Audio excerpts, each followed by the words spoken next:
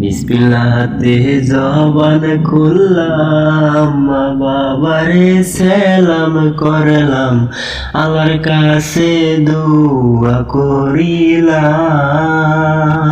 বাবারি অনুমতি নিয়ে এসে গান দেখো, বাবারি দোয়া থাকলে সফলতা সবাই হবে।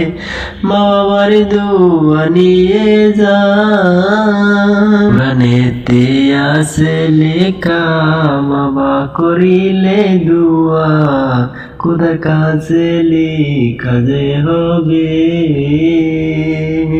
দর্শক আপনাদেরকে বলছি একটু সাপোর্ট করে যাবেন। ভিডিওটা ভালো লাগলে লাইক শেয়ার কমেন্ট করে যান। আমি আশিকুল নাই বিদ্যাবতী।